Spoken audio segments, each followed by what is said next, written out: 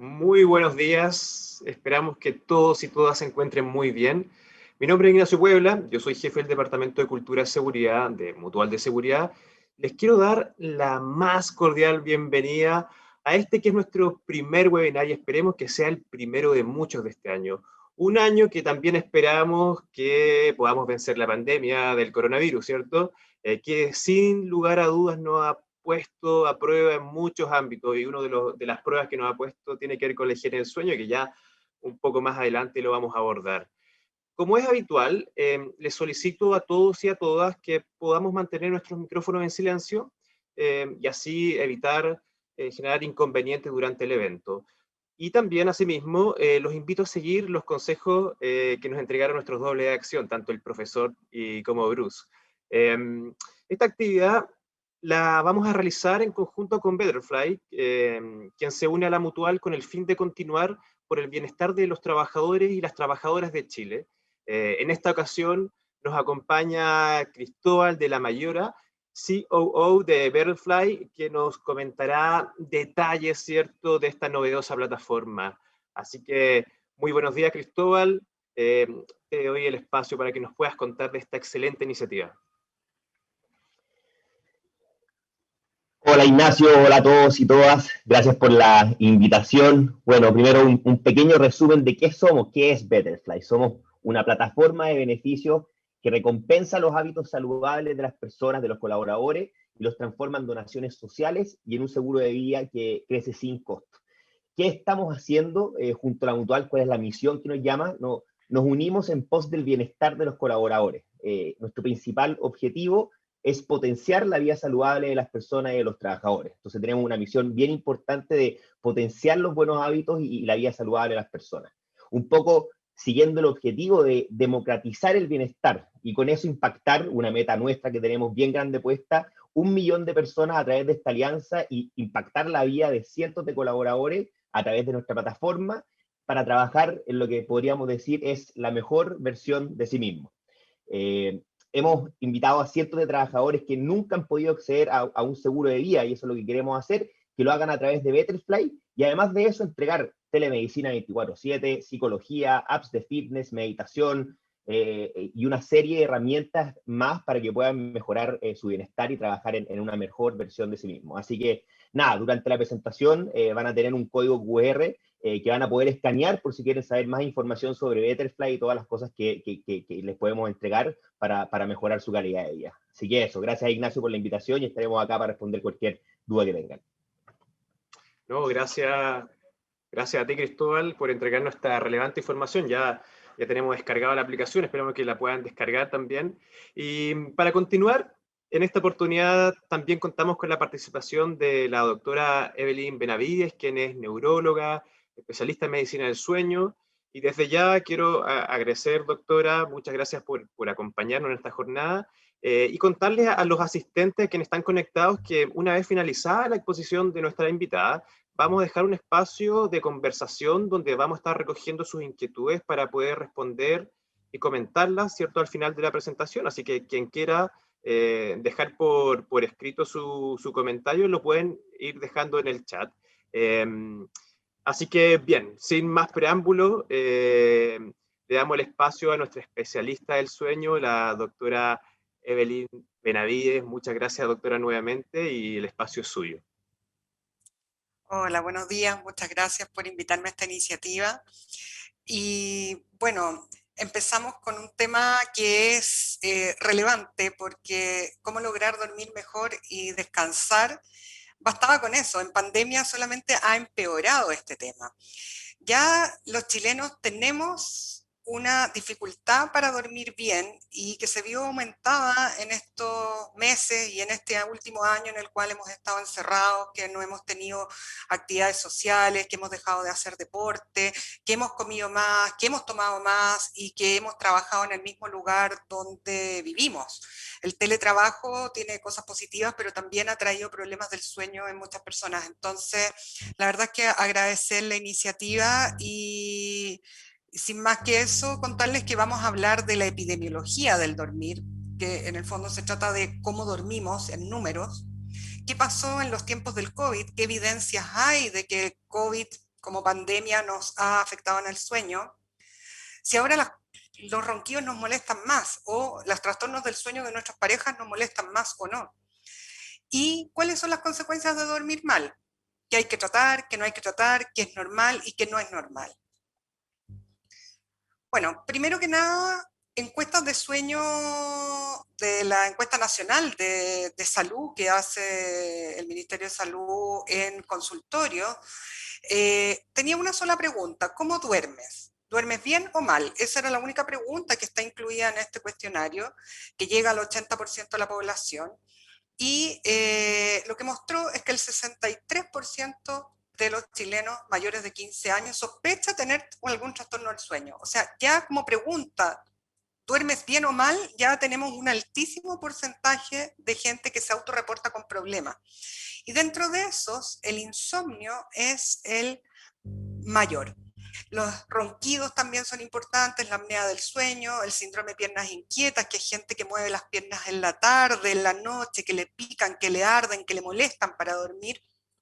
Son los problemas más comúnmente reportados, pero siempre siendo el insomnio, que es la incapacidad para dormir, para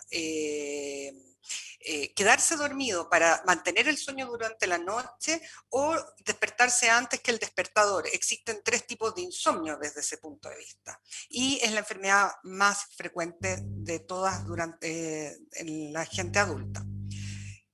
En otras encuestas que se han hecho y en otros estudios, se mostró que el 23% de los santiaguinos usaba alguna pastilla para dormir, fuera un medicamento primariamente para dormir o alguna otra cosa que da sueño, por ejemplo, los antihistamínicos. ¿Quién no ha ido de viaje largo al sur con los niños y les da gotitas para la alergia para que duerman en el viaje y no molesten en el auto? O sea, es una cosa que por lo menos antiguamente se hacía harto y ahora se ha visto que no es tan positivo usar componentes que tengan actividad cerebral, que en el fondo disminuyan la vigilia, el estar despierto, porque nos convierte en los pioneros en esta práctica. Este fue un estudio que se hizo en México, en Ciudad de México, en Bogotá, en Buenos Aires y en Santiago, y mostró que los santiaguinos éramos los mayores usuarios de pastillas para dormir indicadas por un médico o no. Los mexicanos era solo un 5% en Ciudad de México. Y también hay un tema económico. El dormir mal hace que por cada trabajador, estos son estudios hechos por economistas, cada trabajador que tiene algún trastorno del sueño produce una pérdida económica a la empresa que bordea los $2.000. O sea, un trabajador con un trastorno del sueño no diagnosticado y no tratado también incide en la productividad de las diferentes empresas. ¿Y por qué es importante esto? Porque hay un ámbito médico, hay un ámbito familiar y hay un ámbito económico. Hay tragedias notables en la humanidad que están relacionadas a la falta de sueño y a los malos sistemas de turno. Por ejemplo, Chernobyl. Chernobyl tenía, la película muestra otras cosas, pero lo que se vio principalmente es que tenían sistemas de turno de 36 horas y en las últimas horas del turno hubo gente que no tomó las decisiones adecuadas y terminó en esta tragedia. Lo mismo el Columbia, lo mismo Bhopal, que era una fábrica de químicos para la fertilización de los campos, que tuvo una explosión y murió mucha gente en ese pueblo y quedó, en el fondo murieron intoxicados con estos productos químicos, y también tenían un sistema que no tenía sistema de turno realmente. El Exxon Valdez, un barco petrolero que encalló en Alaska, y también era un barco que no tenía tripulación de recambio para el sistema de turno, y hubo malas decisiones tomadas en las últimas horas de los cambios que hacían para poder dormir, y dormían 3-4 horas por tripulante. O sea, sí trae tragedias notables en la humanidad. El año pasado también en una revista económica mostró que los trabajadores que dormían más eran más productivos. El problema es que eso no es eterno, no es una curva infinita, o sea, hay que dormir entre 7 y 9 horas por noche en un adulto y en la noche para que sea más productivo nuestro día. Pero ¿por qué consultan los pacientes? Yo soy neuróloga, yo veo pacientes, trabajo en la Clínica Universidad de los Andes, y ¿qué es lo que se ve? el compañero de cama, en este caso la señora, no tolera los ronquidos del marido. O sea, que el marido no duerma, se levante, hable en la noche, sea sonámbulo. Eso la verdad que no nos molesta tanto, pero que ronque es lo que realmente hace consultar a las personas. Y esto aumenta mucho el ronquido y la falta de respiración durante la noche en forma intermitente, que se llama apnea del sueño, en hombres mayores de 50 años, sobre todo si tienen sobrepeso, si tienen hipertensión, si fuman o si toman alcohol de noche. Y eso es lo que hacen. Los pacientes dicen, mi señora me mandó. Pero cuando llegamos a eso, ya hay años que se ha tolerado un trastorno del sueño como algo, se ha normalizado, hasta que ya la situación la hace muy desagradable. ¿Y qué es lo que hacen muchos pacientes? Se van a dormir a otra pieza, con todos los problemas familiares que eso conlleva. Bueno, ¿por qué es importante el sueño? La verdad es que es importante porque nos recupera de lo que hacemos en el día, es donde pasa el camión de la basura recogiendo todos los desechos que producimos por la actividad biológica cerebral del día. Es necesario tener unas horas de reparación y de ordenamiento cerebral para poder seguir funcionando. Y también porque se producen procesos inmunológicos, se estimula la inmunidad, durante el sueño aumentan las defensas que ahora son tan necesarias para el COVID, o sea, gente que tiene trastornos del sueño tiene una inmunidad, unas defensas más bajas. Y también, ¿por qué es importante dormir? Porque en una parte de este proceso del sueño se produce la incorporación en la memoria de lo aprendido durante el día. El dormir poco, el dormir mal, hace que aprendamos menos y recordemos menos. De hecho, se ha visto que en niños que tienen problemas de aprendizaje, más que un déficit atencional, muchas veces lo que tienen son malos hábitos de sueño, y arreglando los hábitos de sueño o algunas enfermedades de sueño, dejan de tomar psicoestimulantes que son para el déficit atencional que no tenían. El sueño tiene varias fases. ¿Ya? No es que nos apaguemos y nos prendamos en la mañana, sino que eléctricamente van pasando cosas distintas. El sueño normal consta de dos fases principalmente. Una que se llama el sueño REM, que es de movimientos oculares rápidos, que es un cuarto de la noche, y el otro es el sueño no REM, donde no ocurren movimientos oculares rápidos. En el sueño REM, que es donde soñamos principalmente, ocurre una actividad biológica muy intensa. No es que estemos apagados mientras dormimos. Esa actividad biológica muy intensa tiene que ver con este camión de la basura que va limpiando los desechos que van quedando de las neuronas que trabajan durante el día. Y tiene que ver con la consolidación de la memoria a largo plazo. O sea, cuando no tenemos o se disminuye esta etapa de sueño, empezamos a dormir en forma solamente en el sueño no REM, y nuestra memoria va disminuyendo, nuestra capacidad de aprendizaje también va disminuyendo. Pero no es que ocurra una fase detrás de otra, sino que ocurre primero las fases más superficiales del sueño, que están acá arriba, la fase 1 y 2 del sueño no REM, donde empezamos a quedarnos dormidos, y después ocurren las etapas profundas de este sueño no REM, que también son importantes en la consolidación de la memoria, que son la fase 3 y 4, donde eléctricamente en el cerebro ocurren cosas diferentes. Y por último, ocurre el ciclo de sueño REM, que ocurre no antes de las 2 primeras horas del sueño principalmente, y ocurre en 5 o 4 o 5 veces durante la noche, son ciclos. Empezamos con el sueño superficial, sueño profundo, sueño REM. Después volvemos a hacer este ciclo 4 o 5 veces por noche. Esto es importante porque uno dice, no, en realidad voy a dormir 3 horas, voy a llegar a un sueño REM y me despierto. Eso no es útil. La verdad es que dormir de a pocos, de pedazos muy cortos de horario, hace que nuestros sueños REM sean muy cortos, que es este sueño importante donde soñamos, donde la actividad cerebral es intensa en mejorar nuestro funcionamiento diurno. Por eso tenemos que dormir entre 7 y 9 horas por noche los adultos, y mientras se es más niño, más horas, para lograr tener la cantidad necesaria de ciclos de sueño y no estar en el fondo con lo que se llama una deuda de sueño. Hay gente que dice, no, voy a dormir 4 horas. Total, a la hora 5 ya estoy bien, empiezo a trabajar, soy súper productivo a las 4 de la mañana. El problema de eso es que hacemos lo que se llama una deuda de sueño, y eso significa que nos quedamos debiéndole sueño al cerebro que no se va a recuperar. Decimos, ya, el sábado y domingo me lo voy a dormir todo, voy a hacer un día en pijama. Eso no es útil porque el cerebro necesita tener actividad de día y cíclicamente tener la actividad de noche y así sucesivamente. No se recupera el sueño perdido. Lo que pasa también es que uno ve que en la universidad o cuando se es más joven es más fácil hacer eso, más desarreglos, dormir poco, levantarse temprano a pesar de haberse acostado muy tarde, pero esa plasticidad cerebral, esa capacidad que tenemos de reponernos va disminuyendo a lo largo de la vida.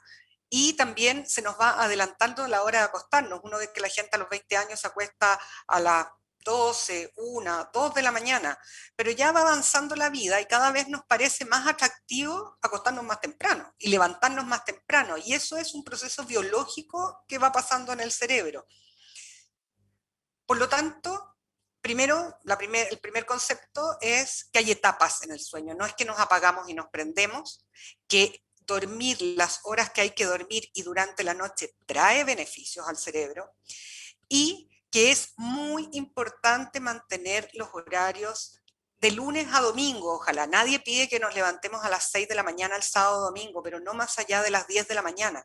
Y hay que levantarse, vestirse, salirse de la cama, no quedar enganchado en la cama todo el día, porque ese domingo en pijama nos va a costar el aprendizaje el resto de la semana. ¿Y cómo sabe el cerebro cuándo es de día, cuándo es de noche, cuándo tenemos que dormir, cuándo tenemos que estar despiertos? Esto se debe a que tenemos unos relojitos dentro del cerebro, es un reloj biológico. Tenemos millones de neuronas, pero solo 50.000 de ellas están dedicadas a ordenarnos en el día y la noche. Y están principalmente en un área muy chiquitita que está al medio del cerebro que se llama núcleo supraquiasmático y que nos dice cuándo debemos despertarnos, cuándo debemos comer, cuándo debemos hacer actividad física. Por eso es tan importante mantener los horarios y exponernos a la luz del sol en la mañana, porque ¿cómo saben estas neuronas las claves externas que nos dicen cuándo es de día? Porque comemos, o sea, el desayuno debe ser la comida más importante del día, y ojalá entre 8 y 9 de la mañana, porque unas hormonas se secretan en otras partes del cuerpo, por ejemplo la insulina, en esa hora. Por eso debemos tomar desayuno entre 8 y 9, almorzar tipo 1, 2, y hacia la noche ir comiendo menos porque hay menos insulina, porque también tiene un ritmo del día y la noche. Lo mismo la luz, debemos exponernos a la luz del sol, ojalá en la mañana media hora todos los días. ¿Y por qué en la mañana? Porque eso estimula, entra la luz por los ojos al cerebro, estimula eléctricamente estas neuronas que están en esa parte que se llama núcleo supraquiasmático de la hipófisis, y hace que el cerebro se prenda y funcionemos mejor. Y hacia la noche ir apagando la luz, o sea, no se puede dormir con televisor en la pieza, no se puede dormir con tablet, no se puede dormir con el celular prendido, ni con muchas luces, porque el cerebro sensa esa luz como si fuera la luz de la mañana y empieza a funcionar el reloj en su modo de día. Lo mismo la actividad física. La actividad física debe realizarse ojalá temprano en la mañana, basta media hora. Uno le dice a los pacientes, saca a pasear al perro media hora en la mañana con luz de sol y en media hora toma luz y hace actividad física. Cuando la gente hace actividad física intensa en la noche, ocurre un aumento de la temperatura corporal y eso hace que este reloj biológico sense que estamos de día y no de noche, y después cuando queremos dormirnos, no podemos cambiar los procesos biológicos para que el cerebro entre en estas fases del sueño. Bueno, ¿a qué hora queremos dormir? Aquí hay varias cosas. Lo normal es dormir en la noche, oscuros, y funcionar en el día. Estos son actígrafos, esto mide el movimiento de la muñeca de una persona, usan como un reloj que va, y uno ve que se mueve durante la hora de sol y no se mueve en la noche. Bueno, existen los búhos, eso es genético, hay familias enteras que funcionan mejor de tarde que de mañana. Y hay las alondras, gente que a las 7 de la mañana está lista para empezar a trabajar, pero a las 7 de la tarde ya no funciona mucho. Eso es genético y son familias enteras. Pero existen mutaciones de algunos genes, o sea, esto es una cosa importante de respecto al que tiene que ver ya con enfermedades del sueño, que se llama el síndrome de fase retrasada. Y esto quiere decir gente que se levanta a las 12 del día y funciona hasta las 4 de la mañana. Y gente que tiene un síndrome de fase adelantada. El de fase retrasada es muy frecuente en los adolescentes, empiezan a levantarse dicen yo duermo 9 horas, claro, pero las duerme de 4 de la mañana a 3 de la tarde o a 2 de la tarde, se levantan a almorzar. Y eso hace que se pierda toda la luz de la mañana y las señales biológicas de la mañana. Y existe el síndrome de fase adelantada, que esto quiere decir que hay gente que empieza a funcionar a las 4 de la mañana, pero a las 4 de la tarde ya terminó su funcionamiento. Esto es frecuente de ver en pacientes que tienen algún grado de deterioro, como los pacientes con enfermedades de Alzheimer o algún grado de demencia, que uno ve que empiezan a caminar por la casa de madrugada o muy, muy temprano, pero a las 6 de la tarde quieren acostarse. Y esto sí tienen tratamiento, pero estos ya son enfermedades. ¿Qué factores afectan el sueño? Bueno, la edad. Y eso es un problema que no podemos tratar. Aumenta la vigilia, estamos más rato despiertos, necesitamos menos horas de sueño a lo largo de la vida. Disminuye el sueño profundo, este sueño 3-4, este sueño que consolida la memoria. Se adelanta la fase, esto de que empezamos a funcionar más temprano y nos acostamos más temprano. La cama nos parece mucho más atractiva a las 7 de la tarde que hace 20 años. Y la somnolencia diurna, a través de los años tenemos más sueño durante el día. Aquí hay un tema de género. Las mujeres tenemos más sueño profundo que los hombres. Esto tiene muchas explicaciones que pueden ser políticamente bastante incorrectas respecto a que las mujeres podemos caminar y mascar chicle al mismo tiempo. O sea, en el fondo tenemos mejor capacidad para aprender cosas simultáneamente. Pero eso es una explicación que hay que validarla con muchos más estudios. El timing, el sueño es mejor en la noche. O sea, dormir de noche es mejor que dormir de la mañana.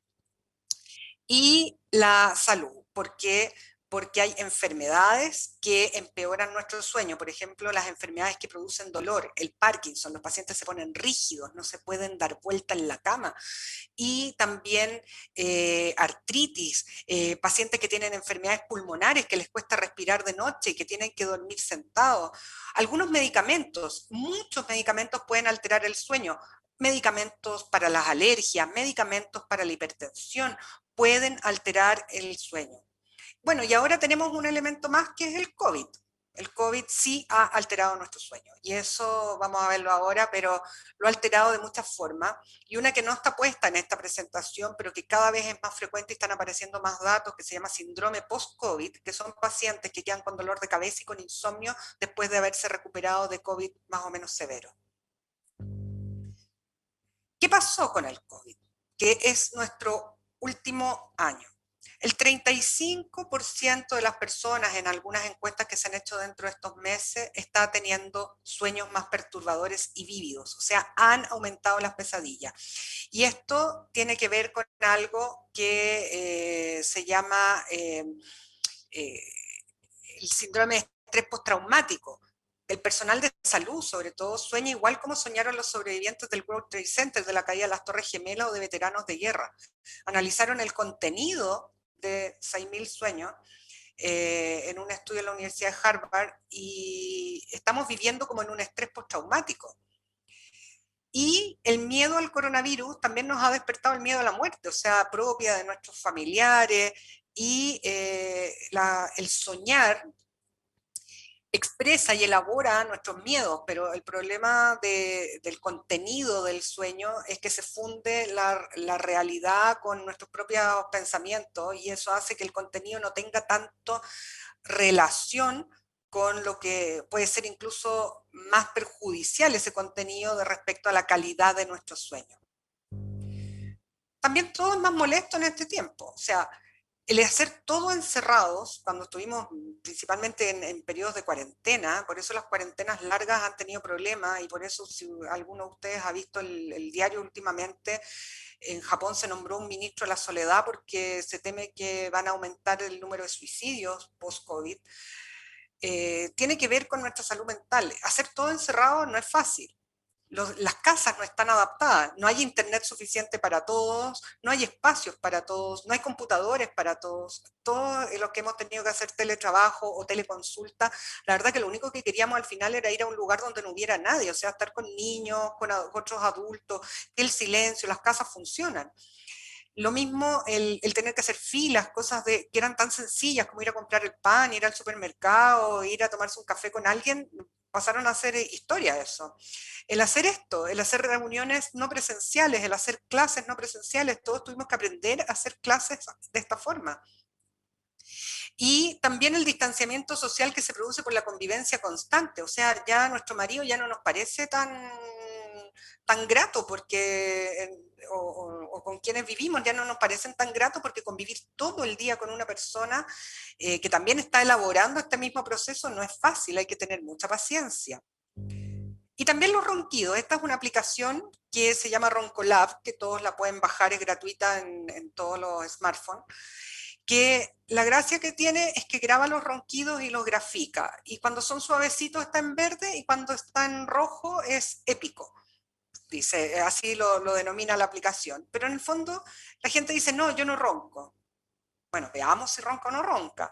Y con esta aplicación por lo menos se objetiviza, se ve si realmente es así o no. No es un mecanismo para hacer diagnóstico, pero por lo menos es un screening para poder ver si realmente estamos más molestos por los mismos ronquidos de siempre o realmente es un problema.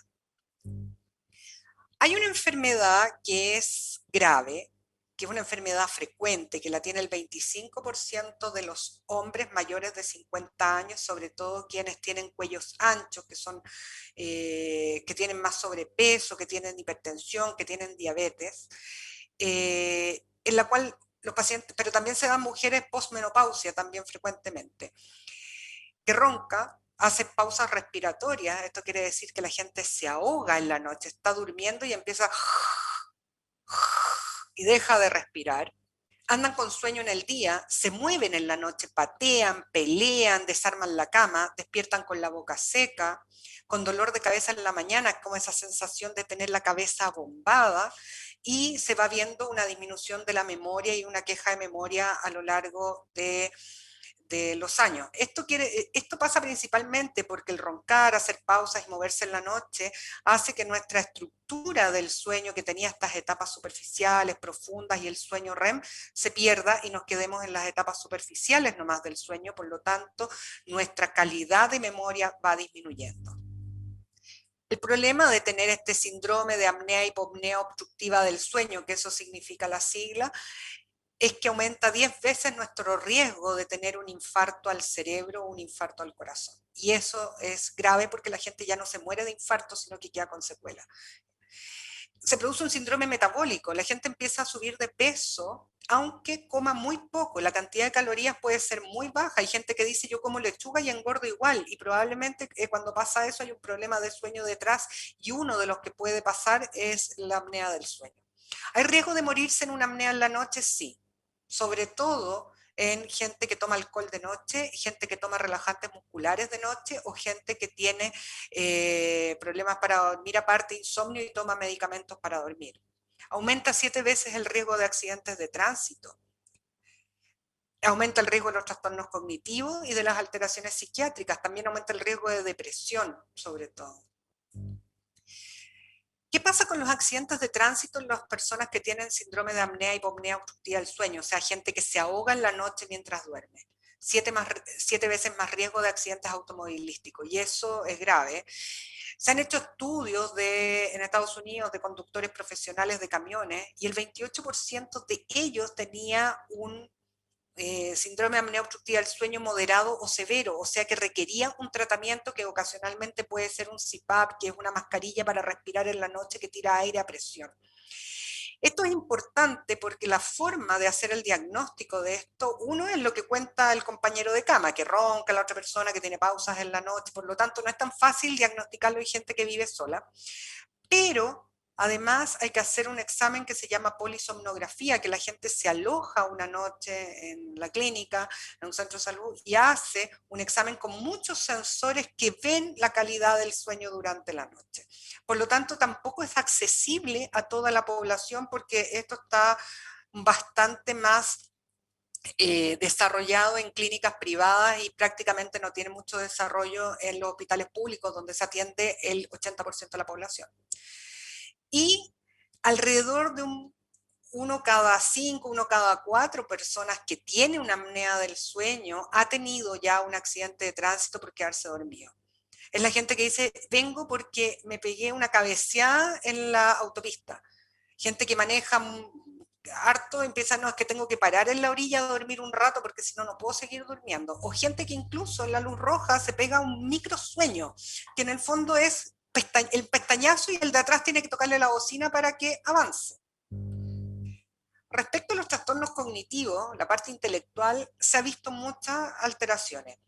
Pero aquí les muestro un test que se llama el test del laberinto, evidente, y que consiste en, son test que hacen los psicólogos, y consiste en sacar el lápiz sin levantarlo del laberinto hasta salir del laberinto. Y se cuenta cuántos minutos se demora. Este de acá fue un laberinto que hizo una persona que tenía 16 años de escolaridad, tenía un MBA y manejaba una empresa de cientos de trabajadores y que consultó, es un caso real, por trastornos de sueño y por trastornos de memoria. Él decía que creía que tenía Alzheimer, tenía 60 años. Y uno ve acá que tratando de salir del laberinto persevera, vuelve, sale y no lo logra. Y esta persona tenía una apnea del sueño severa, no tenía un Alzheimer. Entonces uno ve que hay disfunción intelectual, hay alteración de la concentración, de la función visoespacial, de la fluencia verbal, se empiezan a olvidar palabras. ¿Cómo se llama esta cosa? Esta cosa que sirve para ver la hora, pero no me acuerdo el nombre. Alteraciones de memoria, gente que empieza a hacer listas de todo. Funciones de motoras también, se ponen torpes, funciones ejecutivas. Y en el tema de la memoria uno les pregunta, si lo mandan a comprar al supermercado 3 cosas, ¿se acuerda de las 3 o de 2? Ni de una, dice la gente. Y tenemos nuevos enemigos. En pandemia apareció el computador en todos lados. Uno le dice, sobre todo a los hijos, no esté todo el día frente a la pantalla, vaya a hacer deporte, salga con los amigos. Cuando ya salga con los amigos ya no se pudo. Vaya a hacer deporte, no se pudo. La pantalla pasó a ser el principal acompañante de todas las clases, de toda la vida social. A los adolescentes que hacían unos Zoom con piscola, que en el fondo ponían la piscola y el computador con todos los otros amigos. Y la verdad es que sí nos trae un problema. El hecho de estar pendientes del celular en la noche mientras dormimos, nos despertamos en la noche y empezamos a buscar las últimas noticias, cuántos muertos hubo de la pandemia, y empezamos a generar incluso más ansiedad que la que teníamos cuando empezamos a dormir y en el fondo, o mucha gente que viendo videos, de estos videos cortitos que va pasando el celular y que hacen distintas aplicaciones que la gente esté un segundo conectada a cada cosa, no se puede volver a dormir. El alcohol ha aumentado el consumo de alcohol. El alcohol baja la ansiedad.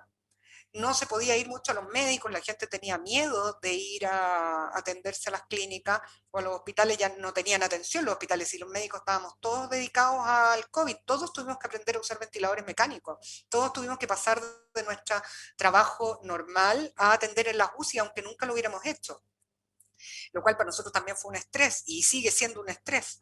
Pero dado que había imposibilidad de ubicar al médico tratante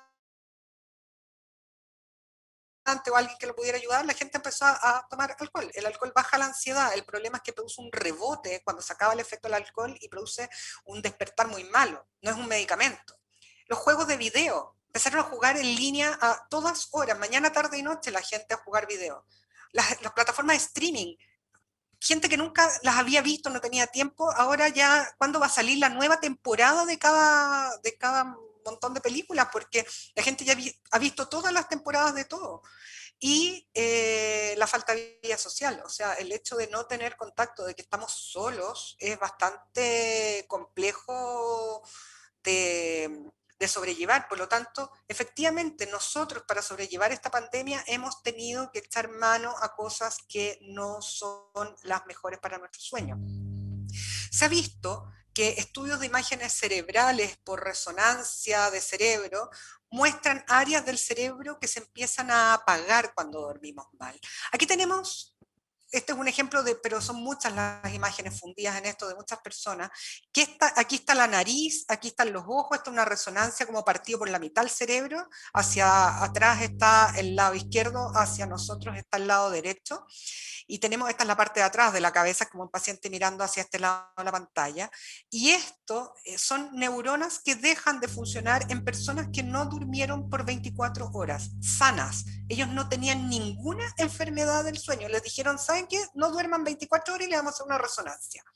Y se ve que esta área del cerebro que se llama corteza prefrontal, que es en la parte de adelante del cerebro que nos permite tomar decisiones, se va apagando. Y es el área que nos dice cuándo tenemos que contar hasta 10 para decir algo. Aquí hacia adentro está un área que se llama sistema límbico, que tiene las emociones, la ira, la alegría, la pena, y esta información pasa por este filtro que nos dice qué decir y qué no decir. Cuando uno habla con alguien que ha dormido poco y mal, la verdad es que esa persona en general tiene que pedir disculpas después porque dijo algo mal, se enojó de más, está mal genio, por lo tanto el dormir un día sin dormir ya apaga neuronas. Esto lo extrapolamos a enfermedades del sueño, tenemos que se empieza a apagar nuestro cerebro. ¿Cómo cae el razonamiento lógico luego de no dormir? Aquí tenemos una persona que le hacían preguntas muy sencillas, 12 preguntas, y uno empieza a ver que a las 11 de la mañana bien, hasta las 11 de la noche bien, pero durante la madrugada de ese mismo día que no ha dormido, ya caen las respuestas correctas. ¿Y qué pasa? Por ejemplo, pensando en casos de trabajadores que están en turno, que le dicen, ¿se puede quedar el próximo turno? Le pagamos un 50% más. Pero, y no llega su compañero de turno, por ejemplo, o en estos sistemas de turno que tuvimos que hacer para suplir los hospitales. O sea, había que estar 2, 3 días. Miren cómo empieza a caer el razonamiento lógico. O sea, la segunda noche sin dormir, la verdad es que nuestra capacidad de razonar es bajísima, la cantidad de errores que se cometen es muy alto, por lo tanto hay que tratar por todos los medios de evitar los turnos de 48 horas.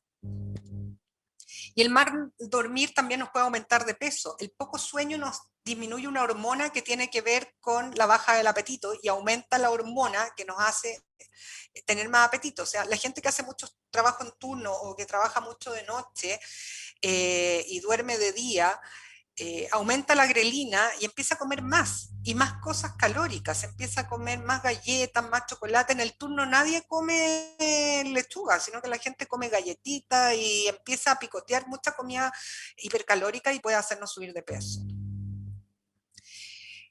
Bueno, ¿cómo tratar esto? Hay muchas formas de tratar las enfermedades del sueño. Ustedes ven que las enfermedades del sueño son muy variadas y primero, la buena higiene del sueño, que con eso vamos a terminar, que son hábitos saludables de sueño. Evitar la automedicación. O sea, las pastillas para dormir sirven, pero sirven indicadas por un médico que sepa sus efectos secundarios y a quién dejársela. No tomar lo que tiene en el cajón el compañero de trabajo o lo que quedó en la casa de otros tratamientos, porque eso incluso puede ser más peligroso. Manejar el estrés, las técnicas de relajación y buscar las causas. O sea, cuando una persona lleva más de un mes durmiendo mal, más de 3 veces por semana, debe acudir a un especialista porque hay causas tratables, hay anemias, problemas de tiroides, problemas del fierro, problemas de vitaminas B12, una serie de otras cosas que pueden afectar nuestro sueño. En la apnea del sueño, por ejemplo, que esta enfermedad que se deja de respirar y se ronca, existen aparatos maxilares de mandíbula, cirugía, la reducción de peso. Esta mascarilla es bastante frecuente de ver, hay muchos modelos que se llama CPAP, que es la abreviación en inglés de un aparato que tira aire a presión y abre nuestra vía aérea, que puede llegar a ser un tratamiento. Importante, evitar la luz en la noche, evitar el alcohol de noche, evitar la televisión, las pantallas en la noche y sobre todo la automedicación. La cantidad de automedicación que hay es que me tomé las pastillas que tenía mi hermana, mi amiga, la señora, le saqué las pastillas a la señora de la cartera, cosas que me quedaron de tratamientos pasados. Y sí, tratar de comer liviano y a las horas, tratar de ir con las alzas de la insulina. tomar un buen desayuno, almorzar bien y hacia la tarde y la noche disminuir las cantidades de alimentos. Hacer actividad física, ojalá con luz de sol. Levantarnos, una vez que uno se despierta, se levanta, no quedarse en la cama, porque la cama es una mala consejera del sueño en el día. Evitar fumar también.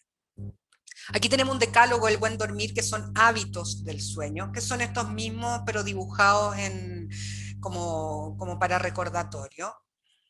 Y en resumen, bueno, los trastornos del sueño son frecuentes, o sea, es algo que es frecuente en la humanidad desde siempre, pero el COVID nos ha traído más problemas con sus restricciones y con los miedos asociados que tenemos a esto.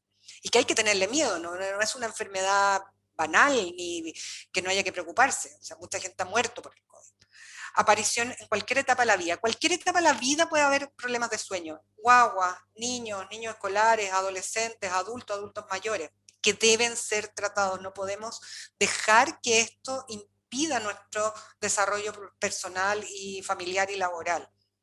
Y podemos enfermarnos por tener problemas de sueño. Baja la inmunidad, aumenta la obesidad, aumenta la hipertensión, aumenta el riesgo de accidentes vasculares y de infartos al cerebro. Y hay un rol que tenemos todos en diagnosticar precozmente, y para eso el paciente debe consultar precozmente. O sea, hay gente que consulta después de años de problemas, o mucha gente que cuando se empareja ya tiene el problema de que ronca. En verdad eso lo tenía de antes, ahora se lo hace ver su compañero de cama. Así que eso es lo más relevante y lo que les queríamos contar el día de hoy. Ahí está mi email si alguien quisiera después hacerme alguna pregunta o le quedara alguna duda o alguna cosa. Muchas gracias. Muchas gracias, doctora. La verdad es que una tremenda exposición. Eh, yo para prepararme con el webinar de hoy vi algunos videos suyos, entonces el día de ayer tuve un buen descanso desde la higiene del sueño, pero sabemos que este tiempo ha sido un tiempo complejo, usted lo dijo, se ha mencionado, el año pasado fue un año muy revoltoso en términos de emociones que terminan por efecto muchas veces con alteraciones del sueño, desde el insomnio de conciliación, ciertos problemas para quedarse dormido y a veces, cierto, despertándonos en la noche. Se ha notado que al final la pandemia ha generado cierto problema sistémico y la higiene del sueño, cierto, a veces termina siendo consecuencia. Muy interesante su exposición y ¿qué le parece si revisamos lo que nuestra audiencia nos dice a través, cierto, del chat?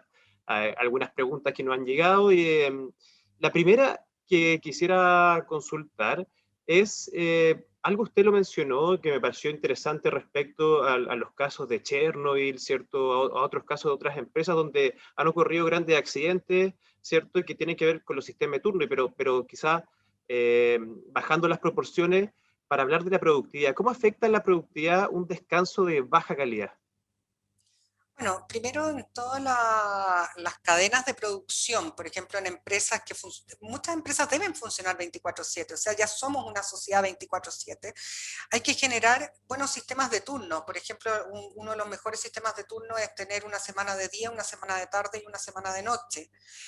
Y más que días saltados. La minería también lo ha entendido así, porque esos turnos de 10x4 no eran muy muy seguro, y lo importante es evitar y anteponerse a los errores, porque pequeños errores terminan en grandes daños, tanto para los trabajadores como para la producción misma. Pero primero hay que pensar en las personas, o sea, una persona que no ha descansado, una persona que llega mal a su casa, que tiene una mala calidad de vida familiar, una mala calidad de vida personal y que además es poco productiva y no puede sacar su potencial adelante. Claro, perfecto.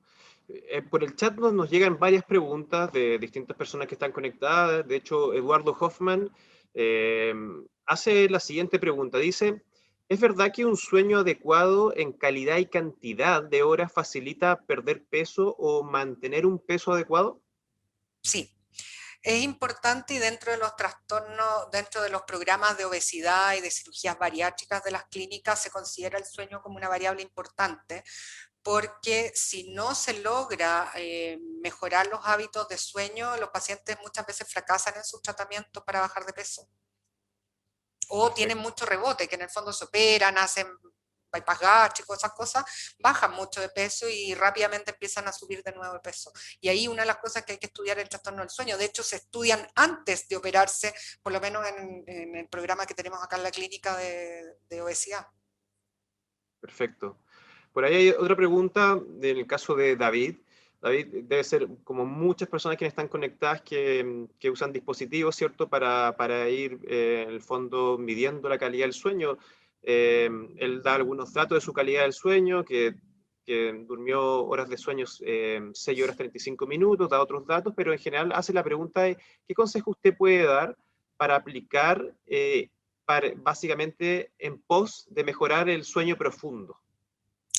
Bueno, principalmente seguir los hábitos de sueño y seguir los horarios de sueño. No da lo mismo dormir en el día que dormir en la noche. O sea, lo ideal es vivir de día y dormir de noche, en el sentido de no más allá de las 10, 10 y media de la noche estar durmiendo, cosa de poder levantarse 6, 6 y media de la mañana con todas las fases del sueño realizadas. Pero como te decía, hay muchas enfermedades del sueño que entre medio igual echan a perder esta calidad. Pero importante evitar el alcohol de noche, evitar la automedicación, hacer deporte en la mañana, tomar luz de sol en la mañana, sentarse media hora en la mañana, tener esas pausas que uno puede tener del trabajo al sol. Evitar trabajar en oficinas cerradas. Uno sabe ahora que las oficinas son cubículos parcializados de un espacio grande, pero ese espacio grande tiene muy pocas ventanas. Entonces, tener la posibilidad, si uno puede elegir el lugar para trabajar, que tenga ventana y poder ver pasar la luz del día. Perfecto. Por ahí hay otra pregunta de Connie Fabián Brito, dice, hace dos preguntas, la verdad, que alguna de ustedes las contestó, que quizás se puede profundizar. La primera es, ¿el roncar al dormir afecta al descanso? Y la segunda es, si tomar pastillas ayuda al cerebro. Yo creo que tiene que ver con un poco la pregunta desde el descanso. Bueno, el roncar no es normal. Nunca roncar es normal, no es un signo de que está durmiendo bien la persona y debe ser tratado por otorrino o por neurólogos, dependiendo si tiene un trastorno del sueño, además de respiración. Pero el roncar no es normal y en los niños tampoco. En los niños puede incluso producir algo parecido al déficit atencional. Por lo tanto, si alguien ronca, debe consultar. Y respecto a tomar medicamentos, los medicamentos para dormir, hay muchos tipos de medicamentos, actúan en distintas áreas del cerebro y ninguno da un sueño realmente fisiológico, un sueño normal. Todos alteran de alguna forma este sueño normal y las etapas del sueño. Lo ideal es poder dormir sin ningún medicamento y dormir bien, pero a veces hay que sacrificar algunas etapas del sueño en pos de lograr las horas totales de sueño, pero eso es por un tiempo corto, deben ser supervisados los medicamentos y por tiempos cortos, no tomar pastillas para dormir por años de años. Perfecto. Cristian Silva también hace otra pregunta, dice, ¿cuál es su opinión de utilizar solo una poligrafía para el diagnóstico SAOS? Bueno, la poligrafía es un examen abreviado que sirve para screening, que es en el fondo para colar pacientes sanos de no tan sanos, sirve para eso, que tiene pocos sensores, tiene un sensor respiratorio que es una gomita, tiene uno para el ronquido y uno para ver cuánto baja el oxígeno en la sangre en la noche, nada más. Y se hace en la casa, el paciente se lo lleva para la casa y lo trae de vuelta. Tiene hartos problemas, un tercio de los pacientes que se hacen poligrafía al final no resulta porque se pusieron mal los sensores, no midió lo que tenía que medir. Pero los 2 tercios que realmente sirve para dividir los sanos de los no sanos, pero no para hacer diagnóstico de apnea del sueño, porque ahí necesitamos el resto de las cosas y no es solamente poner un CPAP, que esta mascarilla para respirar en la noche a los pacientes, sino que hay que ver toda la parte eléctrica cerebral del sueño, si tienen otras cosas, si mueven las piernas en la noche, si tienen microdespertares. Entonces, para el diagnóstico como tal, no es útil, pero sí para el tamizaje de las poblaciones. Por eso se ocupa, por ejemplo, en la minería para distinguir los sanos de los no sanos, y los no sanos se les hace ya un estudio más profundo del sueño con una polisomnografía o con lo que corresponda. Perfecto. Acá hay otra pregunta que yo creo que es una pregunta que nos hemos hecho todos durante toda nuestra vida en general, una pregunta bastante popular, que dice, ¿qué tan recomendable es tomar una siesta breve cuando se duerme mal? O sea, breve debe ser breve, o sea, breve es menos de 30 minutos antes de las 4 de la tarde. y que no sea una siesta con pijama, esa siesta de cerrar las cortinas, ponerse pijama y acostarse a dormir, porque ahí la posibilidad de que dure menos de 40 minutos es muy baja. Y si se necesita en forma frecuente, hay algún problema y eso, o sea, en el fondo, si ocurre más de 3 veces a la semana esa necesidad de dormir siesta, lo ideal es consultar. Perfecto. Por acá una pregunta parecida que tiene que ver, dice, ¿el hecho de no recordar lo que se sueña es un indicio de un mal dormir? No, no, el recuerdo de los sueños tiene que ver con que nos despertamos en el sueño REM, que es en esta etapa. Cuando nos despertamos en esa etapa, que la última es la más larga y ahí en general nos despertamos, nos acordamos de lo que soñamos. Pero si nos despertamos en otra etapa del sueño, en general no hay recuerdo de eso. Perfecto. Acá hace otra pregunta que dice, al eliminar ver la televisión durante la noche, ¿puedo reemplazarla por la lectura? ¿Es bueno lograr el objetivo de sueño de calidad? Son dos preguntas. Bueno, lo ideal es que la cama no sea un lugar de centro de actividades, no tener computador, el celular, la comida, los libros, la tele, la pizza. O sea, la cama es para dormir y lo ideal es hacer todas las actividades fuera del dormitorio. Pero antes de dormir, en vez de usar pantallas, lo que se puede es leer, pero en libros de papel, no en tablet, porque el brillo hace que el cerebro sense que está como el sol prendido delante de uno justo antes de acostarnos. Y respecto, sí, es importante lograr una buena calidad de sueño, porque cuando se es más joven, la verdad es que uno aguanta muchas cosas, pero a medida que pasa el tiempo, ese aguante al mal dormir es menor.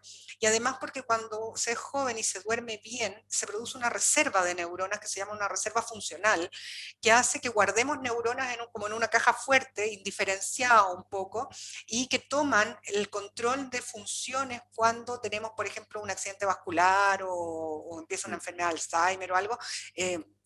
Tenemos neuronas en la vejez para echar mano.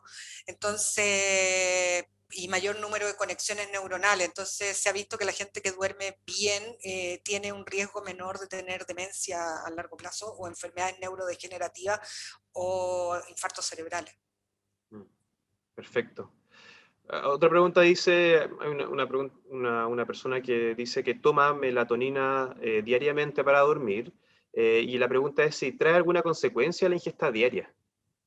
No, no trae consecuencias. Todos producimos melatonina en este núcleo supraquiasmático donde están estas 50.000 neuronas que nos manejan nuestro reloj biológico, se produce melatonina. El problema es que si hay un trastorno del sueño crónico, es mejor tratarlo que estar viendo con melatonina que puede no ser la solución. Perfecto.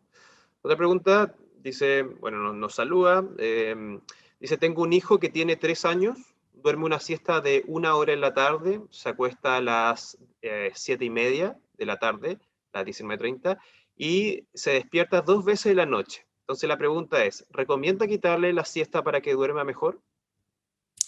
La verdad es que eso hay que conversarlo con el pediatra, porque los horarios de los niños dependen mucho de sus actividades diarias. Ahora, cuando los niños estuvieron en pandemia encerrados en la casa, la verdad que era bien difícil que durmieran siestas si no hacían muchas actividades. Entonces, eso hay que conversarlo bien con el pediatra y ir viendo en qué momentos de la vida ir cambiándole los horarios de siesta.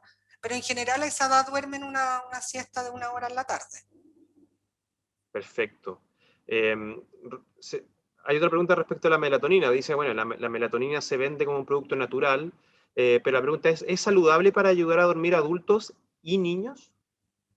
Funciona mejor en niños que en adultos, porque en adultos las causas de los trastornos del sueño no se relacionan mucho con la alteración de la producción de la melatonina, que lo cual es distinto a los niños. Pero en adultos se puede usar, pero hay tanta variedad de trastornos del sueño que en realidad hay que buscar la causa antes de hacer un tratamiento. Perfecto. Y por último, doctora, ¿cuáles son los cambios clave que hay que hacer o que se deben trabajar para mejorar los hábitos del sueño? Bueno, lo principal es, ya, si uno tuviera que ordenar las cosas, evitar la automedicación. O sea, eso de agarrar pastillas para dormir de todos lados es grave y muy peligroso.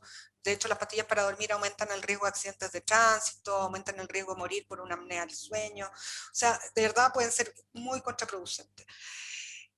Lo otro es vivir de día y dormir de noche, o sea, ser ordenado con los horarios, y eso incluye el sábado, el domingo, las vacaciones, incluye a todo el grupo familiar. No podemos tener adolescentes acostándose a las 4 de la mañana y levantándose a las 12 del día y que no se pueda funcionar en la casa porque el adolescente está durmiendo.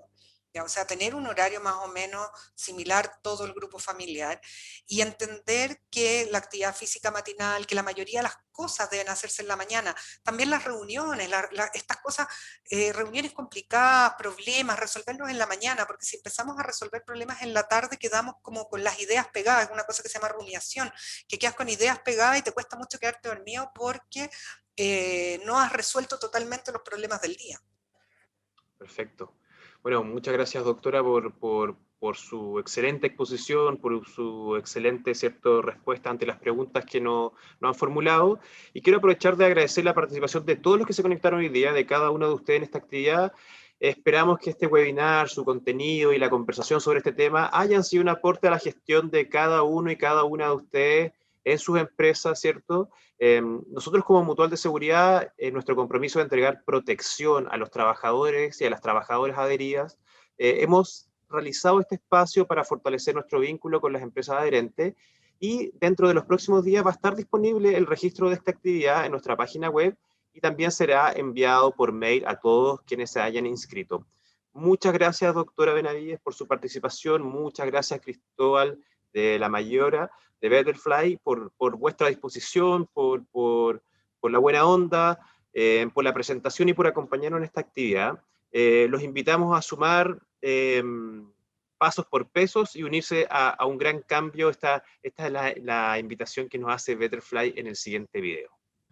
Cuando nos juntamos, pasan cosas buenas, como cuando empresas y colaboradores se unen por una misma causa, o cuando las actividades saludables de tus colaboradores se unen a un seguro de vida y a una donación social que contribuyen con sus buenos hábitos, en vez de sus billeteras, o cuando unes en una sola plataforma todos los beneficios que tus colaboradores necesitan para alcanzar su bienestar. La unión hace la fuerza y los buenos hábitos generan el cambio. ¿Cambiemos el mundo juntos?